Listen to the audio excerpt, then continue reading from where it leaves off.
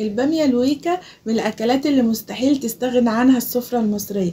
أكلة بسيطة جدا لكن ليها طعم مميز ومحبوب عند الكل. ريحتها بتفكرنا بلمة العيلة. تعالوا نشوف مع بعض ازاي نعمل البامية الويكا بخطوات سهلة جدا، وخصوصا لو أول مرة تخش المطبخ. لو عجبكم الفيديو اتمنى تدعموني بلايك وكومنت حلو وتشتركوا في القناة وتفعلوا الجرس على الكل عشان يوصلكم كل جديد. يلا بينا نبدأ ونسمي الله ونقول له معانا المقادير. معانا النهاردة هو نص كيلو بامية ويكا. بتنزلي السوق تقولي للبياع عايزة نص كيلو بامية ويكا، بيديهالك اللي هي البامية الكبيرة اللي حبتها كبيرة دي. بتجيبيها وبعد كده بتغسليها وتحطيها في مصفى تصفي ميتها. بنبتدي بقى ان احنا نقمع البامية زي ما انتوا شايفين كده. بنقطع العنقود بتاعها من فوق ومن تحت، وبعد كده بنبتدي ان احنا نقطعها لشرايح كده رقيقة بالعرض. دي ابسط طريقة. طبعا الاكلة دي اكلة صعيدية، الصعايدة بيعملوها مظبوط. بيفركوها بالمفراك. واحنا ساعات هنا في مصر حرفنا شوية عن الطريقة دي وبقينا نضربها في الخلاط. لا، النهاردة هنعملها بطريقة سهلة من غير مفراك ومن غير خلاط، وهتطلع برضو طعمها جميل وهتدينا نفس الطعم التحفة. هنخلص بقى الكمية بتاعتنا، نقطعها كلها كده لشرايح رقيقة زي ما انتوا شايفين. وهنيجي بقى نقوم مقطعين كمان قرن فلفل اخضر حور، علشان خاطر هو ده اللي هيودي طعم اليوكا في حتة تانية. طعمها بيبقى خطير يا جماعة بقرن الفلفل الحراق ده. جربوه وان شاء الله هتعجبكم جدا.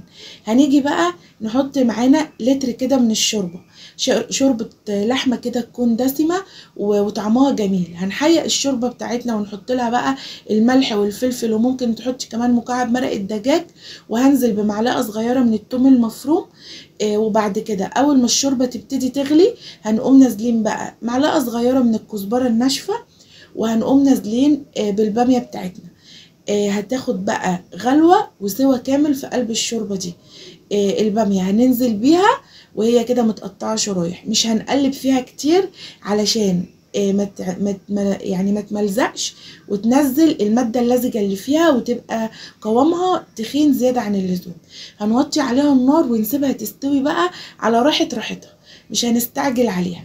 هي كده خلاص اخدت معايا حوالي ربع ساعة تلت ساعة على نار هادية، وكانت البامية دايبة معايا دوب ومستوية وجميلة. هنقوم بقى خلاص كده البامية استوت معايا وبقت تمام. هنقوم بقى طشين لها تومة. التومة دي هي اللي هتديها الطعم الجميل. هنقوم جايبين ووك هننزل فيه بمعلقة كبيرة سمنة ومعلقة من التوم المفروم. واول ما التومة كده تتشوح معانا وريحتها تطلع هنقوم نازلين بمعلقة من الكزبرة الناشفة زي طشة الملوخية بالظبط. ممكن لو انت مش حابه ان انت تشربيها بالمعلقه كده وتكون قطع، تجيبي المضرب اليدوي بتاعك اللي هو اللي احنا بنضرب بيه البيض ده، المضرب اليدوي، وتقومي ضربه الباميه بيها كده ضربتين، هتلاقيها بقت فكت معاكي وبقى قوامها حلو. التومه اصفرت معايا واحمرت خلاص كده، وصلت للون اللي احنا عايزينه. هنقوم بقى طشين التومه على الويكا، وبكده خلاص الويكا جهزت معانا. في احلى بقى ولا اسهل من كده؟ اكله جميله جدا. انا ما كنتش باكلها بصراحه، بس لما ناس كتير شكرت لي فيها قلت لازم اجربها. بصراحه لما جربتها ودقتها لقيت طعمها خطير. بقيت اعملها في الصيف ده، لازم بعملها كده يعني يجي 4 5 مرات، وهو موسمها في الصيف ما بتتاكلش الا في الوقت الجميل ده. ولوحدها كده من غير اي حاجه، تقدمي بقى جنبها عيش محمص مفقع كده زي اللي انتوا عارفينه ده، وطبق كده بتنجان محدق ومخلل من اللي قلبكم بيحبه.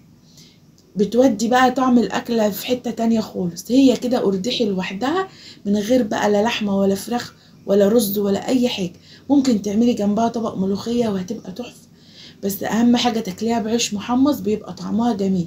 وتعملي كده جنبها بتنجان محدق زي ده. هنزل لكم بوصفة البتنجان ان شاء الله المرة الجاية عشان تشوفوا قد ايه طعمه جميل. وكمان عملته المرة دي بمكون كده جديد مودي طعمه في حتة تانية خالص. الاكلة ما شاء الله كلها اللهم بارك جميلة. عاوزاكم تجربوا الويكا يا بنات وتقولوا لي فيها رأيكم. ولو عايزين تسألوا على اي حاجة في الوصفة اكتبوا لي في الكومنتات وانا من عيني هرد عليكم. واهم حاجة اوعوا تنسوا تحطوا اللايك وكومنت حلو كده ومشاركة للفيديو عشان الكل يستفيد، ومنشن بقى لصاحبتك واختك وحبايبك كلهم اللي بيحبوا الويكا، وقولوا لي انتوا بتتابعوني منين ومين بيحب الويكا ومين ما بيحبهاش. اتمنى الوصفة النهاردة تكون عجبتكم ونالت رضاكم. دمتم في رعاية الله وفي حفظه وفي امان.